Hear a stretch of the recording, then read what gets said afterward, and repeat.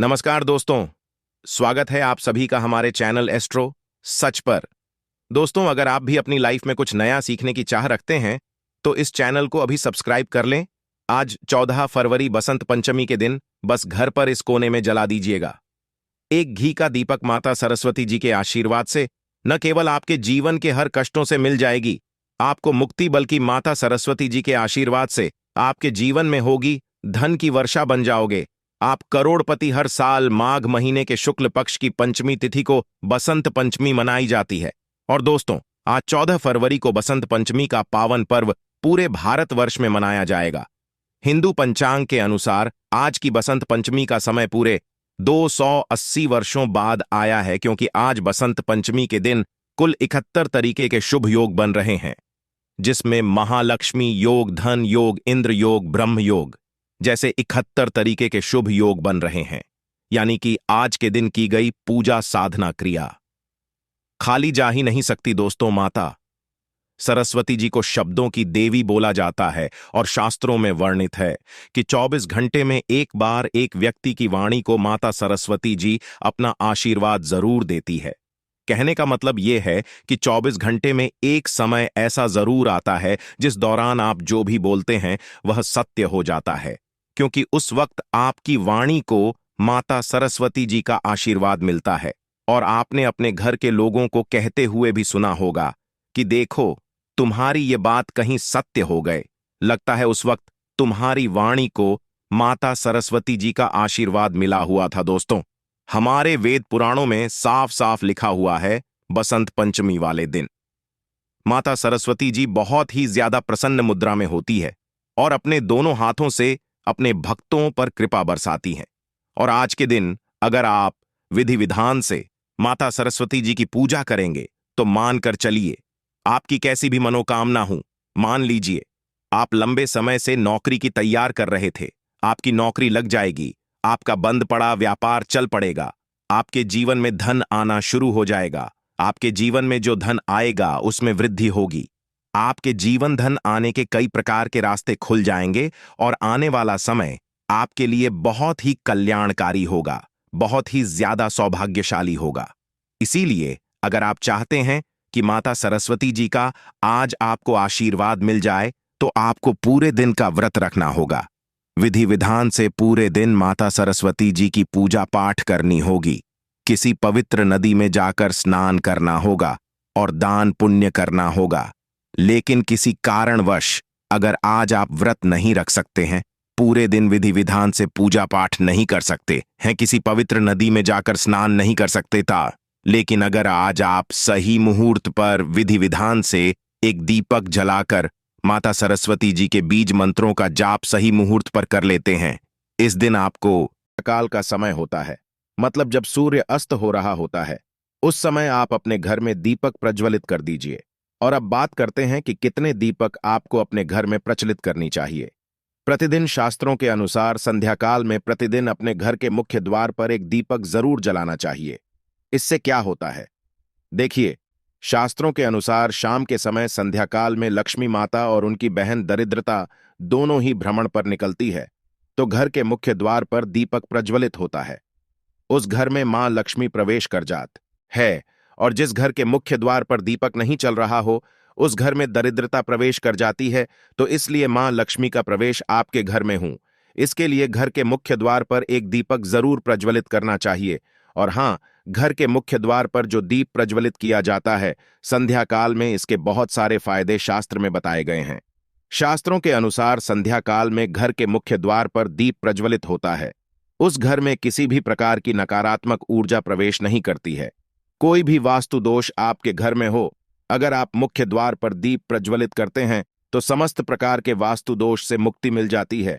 और अगर आपके घर में पितृदोष है, जिसकी वजह से परेशानियां आपके घर में बनी हुई है, तो घर के मुख्य द्वार पर जो हम दीप प्रज्वलित करते हैं, इससे घर का पितृदोष भी समाप्त हो जाता है। और इसके अलावा घर में किसी भी प्रकार की अशांति रहती हो, या फिर आपके घर में बीमारियां बहुत रहती हैं, कलह रहता है, आर्थिक तंगी रहती है, तो घर के मुख्य द्वार पर हम दीप प्रज्वलित करते हैं तो समस्त प्रकार की परेशानियों से, दुखों से आपको मुक्ति मिल जाती है।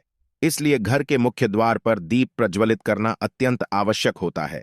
तो शास्त्रों के अनुसार घर के मुख्य द्वार पर एक दीपक अवश्य ही होना चाहिए, और बाद कई दूसरे दीपक की तो दूसरा दीपक आपको अपने घर की तुलसी के पास प्रज्वलित करना चाहिए। शास्त्रों के अनुसार अगर शाम के समय संध्या काल में तुलसी की जड़ के पास अंधेरा रहता है, ऐसे घर में दरिद्रता का स्थायी वास जा आता है। और जिन घरों में शाम के समय तुलसी के पास दीप प्रज्वलित किया जाता है, ऐसे घर में लक्ष्मी का वास होता है। श्री हरि विष्णु सहित महालक्ष्मी ऐसे घरों में वास करती है, तो प्रयास करना चाहिए कि शाम के समय तुलसी के पास एक दीपक अवश्य प्रज्वलित करें।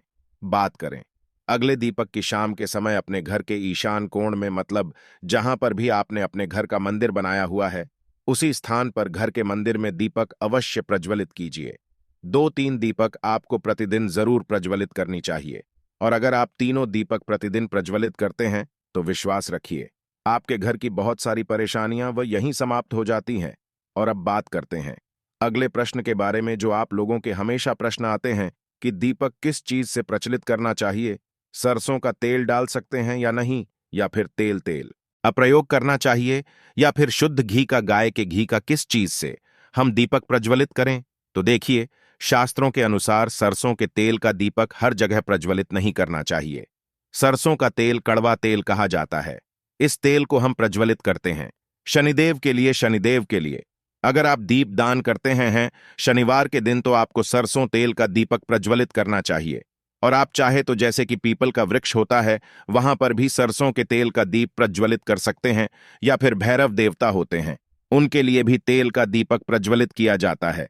इसके अलावा कहीं पर भी सरसों तेल का दीप प्रज्वलित करने की बात शास्त्रों में नहीं कही गई है। शास्त्रों के अनुसार घर में ज्योति प्रज्वलित किया जाता है, या किसी भी देवता के निमित्त जो हम दीप प्रज्वलित करते हैं, उसने गाय का घी डालकर ही प्रज्वलित करना चाहिए। अब देखिए, ऐसे समय में जबकि गाय का शुद्ध भी नहीं मिल पाता है, तब हमें क्या करना चाहिए? तब आपको गाय के घी के नाम पर जो भी ही मिल जाता है, या फिर शुद्ध भी मिल जाता है, उसका प्रयोग कर सकते हैं। या फिर आप चाहें तो तेल तेल का दीप प्रज्वलित कर सकते हैं।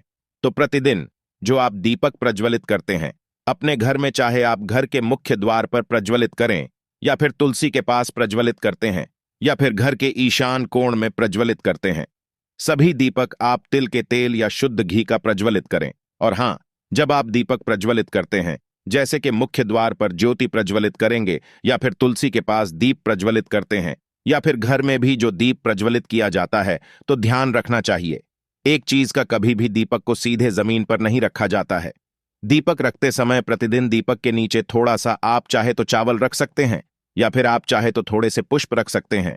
और हां, अगर आप दीपक के नीचे चावल रखते हैं, तो इस बात का आपको ध्यान रखना है कि चावल अखंडित होना चाहिए, क्योंकि ऐसा माना जाता है कि अगर टूटे हुए चावलों का प्रयोग हम पूजा में करते हैं, किसी भी प्रकार से, चाहे दीपक के नीचे रखकर करते हैं या फिर अक्षत के स्वरूप में करते हैं, तो इससे घर में दरिद्रता आती है। इसलिए अखंडित चावल होनी चाहिए अगर आप दीपक के नीचे रखते हैं तो। और जैसे कि कई लोगों के प्रश्न आते हैं कि प्रतिदिन जो दीपक के नीचे हम चावल रखेंगे, तो उस चावल का अगले दिन क्या करना चाहिए? तो अगले दिन उठाक आप पक्षियों को डाल दीजिए, पक्षी उसे खा जाते हैं। और घर में जो आप ईशान कोण में दीप प्रज्वलित करते हैं, मतलब घर के मंदिर में जो दीपक प्रज्वलित किया जाता है, उस दीपक को आप किसी पात्र में भी रखे हैं, जैसे कि एक छोटी सी प्लेट ले लीजिए, उसी प्लेट में दीपक रख दीजिए और उस दीपक को हम प्रज्वलित करते हैं। मतलब घर के मंदिर में जो दीपक प्रज्वलित करेंगे, वहां आप किसी पात्र में भी रख सकते हैं, लेकिन सीधे जमीन पर आपको कोई भी दीपक नहीं रखना। इस बात का ध्यान रखिए। और आपका अगला प्रश्न है कि शाम की पूजा करते समय किसी मंत्र का जप करना चाहिए। दीप प्रज्वलित करते समय दीप जलाने का मंत्र क्या होता है? तो देखिए, दीप जलाने का मंत्र मैं आपको बता देता हूं। आप अगर जप सकते हैं तो जरूर जब यह, लेकिन अगर आपके मंत्र नहीं जप पाते हैं, तब भी शाम के समय जब आप दीपक प्रज्वलित करते हैं, उस समय आप किसी भी मंत्र का जप कर सकते हैं। जैसे कि आप चाहे तो माता रानी कृष्ण कन्हैया के किसी मंत्र का जप कर सकते हैं। आपके कोई इष्ट देवता हो तो उनके मंत्रों का भी जाप कर सकते हैं। दुर्गा चालीसा का, हनुमान चालीसा का पाठ करते हुए भी आप दीप प्रज्वलित कर सकते हैं। मगर देखिए, जरूरी नहीं है कि आप दीपक जलाने वाला मंत्र ही पढ़ेंगे। किसी भी मंत्र को पढ़कर आप दीप प्रज्वलित कर सकते हैं, संध्या वंदन कर सकते हैं, क्योंकि शास्त्रों में कहा गया है कि मौन रहकर कभी भी पूजा नहीं करनी चाहिए। जो भी शुभ कर्म होते हैं वह मंत्र उच्चारण के साथ ही संपूर्ण किए जाते हैं, इसलिए मंत्रोच्चारण आवश्यक है। कोई भी मंत्र जपते हुए आप पूजा कर सकते हैं, संध्या वंदन कर सकते हैं। दीपक जलाने का जो शास्त्रों के अनुसार मंत्र है वह मैं आपको स्क्रीन पर भी दे दूंगा और पढ़कर बता देता हूं। मंत्र है शुभंकर होती कल्याण, हम आरोग्य धन संपदा, शत्रु बुद्धि विनाशाय गीत गाया, नमोस्तुते दीपों ज्योति पर, ब्रह्म दीप ज्योति जनार्दन दीपों, भारत में पापा संध्या दीपा नमोस्तुते का जब दीपक प्रज्वलित करते समय करने से कहा जाता है कि सभी प्रकार के पापों से मुक्ति मिल जाती है और दीप देवता जो होते हैं वह हमारे जीवन में प्रकाश करते हैं। तो बहुत आसान है। यह मंत्र अगर आप लोग नियमित पढ़ेंगे तो निश्चित ही आपको याद हो जाएगा और दीपक प्रज्वलित करते समय आप बिना देखे भी पढ़ पाएंगे। और अभी आप चाहें तो इसे किसी कागज पर लिख कर रख सकते हैं और घर के मंदिर में ही रख दीजिए जहां पर आपको दीपक प्रज्वलित करना है। तो जब आप दीप जलाएंगे तब आप इस मंत्र ओ देखकर पढ़ सकते हैं और कुछ दिनों में तो याद हो ही जाता है।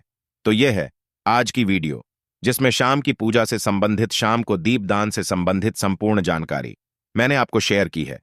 उम्मीद करता हूं वीडियो आपके लिए उपयोगी होगी। इसके अलावा भी अगर आपका कोई प्रश्न हो तो कमेंट बॉक्स में जरूर लिखें और यह वीडियो आपको कैसी लगी कमेंट बॉक्स में लिखकर जरूर बताएं। मिलते हैं आपसे अगली वीडियो में, तब तक के लिए नमस्कार।